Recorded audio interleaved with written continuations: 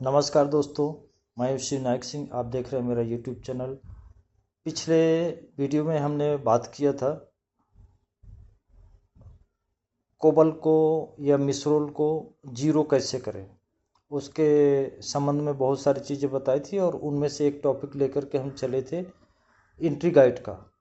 आज हम delivery guide की बात करेंगे। डिलीवरी गाइड या डिलीवरी पाइप जो भी यूज कर देते हैं, तो आज हम उसकी बात करेंगे और उसी पे आगे हम अपना वीडियो में चर्चा करेंगे।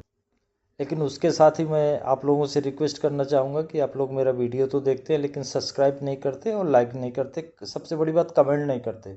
जब तक आप कमेंट नहीं करेंगे तब तक मुझे नहीं मालूम पड़ेगा कि आप क्या जानना चाहते हैं।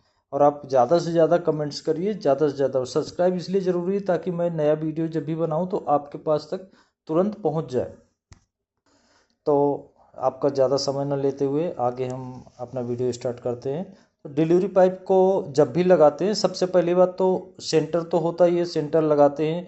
लेकिन कभी भी हमको अप डाउन करके नहीं लगाना है। जैसे कभी बोलते हैं ना कि पुरानी मिलों में, अभी ऑटोमेशन में तो वो नहीं हो पाता, लेकिन पुरानी मिलों में जो अभी भी हैं, तो आगे क्या करते हैं, होल्डर के नीचे भी, ब्लॉक के नीचे एक वाइसर डाल देते हैं। ऊपर से ऊपर को ऐसे उठा देते हैं या नीचे झुका के कर लेते हैं। लेबल बराबर नहीं होता, नहीं, बिल्कुल नहीं करना है।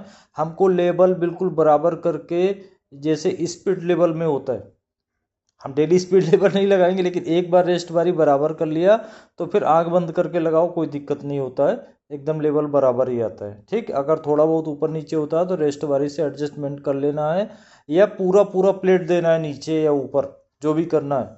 कभी भी ऊपर को या नीचे को उठा करके नहीं लगाना है हमको डिलीवरी पाइप। सबसे पहली बात तो ये है। दूसरा, जो भी डिलीवरी पाइप रहेगा उसका बोर कम से कम होना है। कम से कम का मतलब है कि ऐसा नहीं कि उससे टीएमटी बारी नहीं निकल पाए, इतना भी कम नहीं करना है।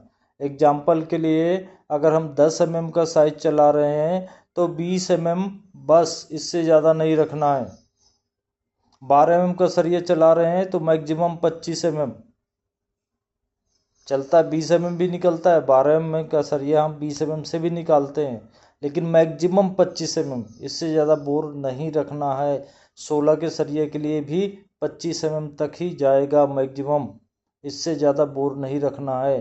12 mm के लिए वैसे तो 18 mm ही होता है, लेकिन हम मैक्सिमम 20 mm तक, हाँ 20 mm तक जा सकते हैं। और 16 के लिए 25 mm मैक्सिमम, इससे ज़्यादा हमको नहीं जाना है। लेकिन आगे में डिग्री होना चाहिए और आगे का कीप जैसा बोर बना होना चाहिए, ये ध्यान रहे। क्योंकि यदि हम डिलीवरी पाइप का बोर ज़्यादा बढ़ा देंगे तो आगे का जो फ्रंट हिस्सा है वो हल्का सा हुक बना के आएगा, और हुक बना के आए तो माल ऊपर को उठेगा या नीचे को कहीं भी, और वो आगे जा कर के जो आपकी लाइन है वहाँ पर या टीएमटी बॉक्स के अंदर कहीं भी थोड़ा सा भी इधर उधर हुआ तो मारने का चांस रहता है। और नहीं तो फिर आगे जाके सिरा उठा के कहीं मारेगा आपके कूलिंग बिट के साइड में कहीं भी जा कर के। अगर डिलीवरी पाइप का नोज बराबर नहीं बैठा है, आपका नोज बराबर नहीं बैठा है, तो रोल डायमीटर के हिसाब से कभी माल नीचे को झुक के आता है, कभी ऊपर को आता है।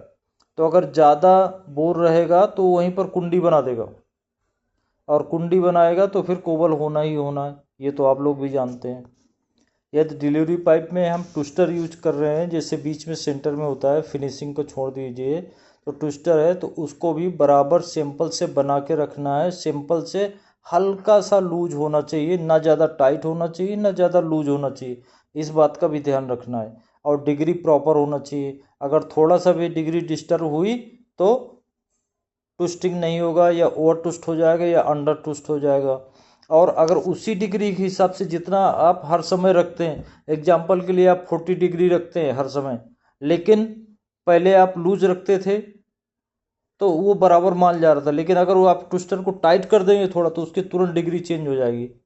इस बात को ध्यान रखिए।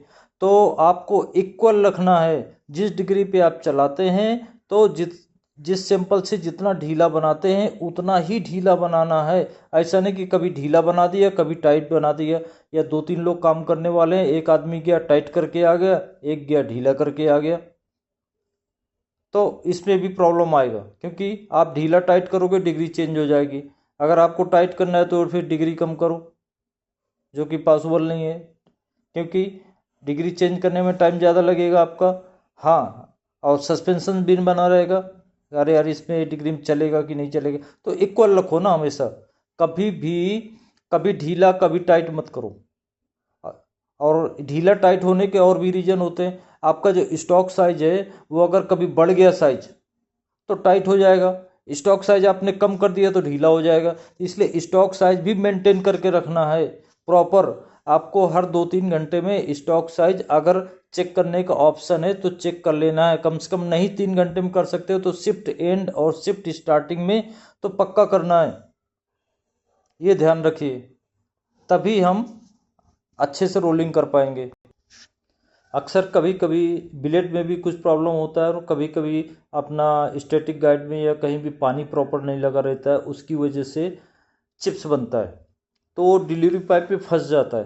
तो हमको जब भी मौका मिलता है, किसी भी रीजन से मील स्टार्ट होती है तो बैठे नहीं रहना है, सबसे पहले टॉर्च मारकर डिलीवरी साइड में ज़रूर देखना है कहीं कोई चिप्स तो नहीं फंसा हुआ है, क्योंकि अगर वो फंसा रहेगा तो उसमें मार मार के जाएगा माल और थोड़ी देर बाद कोबल कर देगा। नहीं, थोड़ी देर बाद तो 1 घंटे बाद कोबल कर देगा, या आपकी शिफ्ट निकल गई दूसरी शिफ्ट में जाएगा कोबल कर देगा।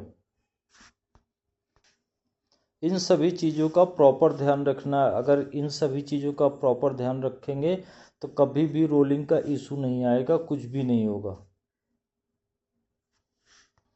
अंत में अपना वीडियो समाप्त करते हुए जय हिंद जय भारत के साथ में आपने सुना होगा एक नारा, जय जवान जय किसान, लेकिन उसके साथ मैं एक और जोड़ता हूँ, जय जवान जय किसान और जय रोलिंग मिल के नौजवान।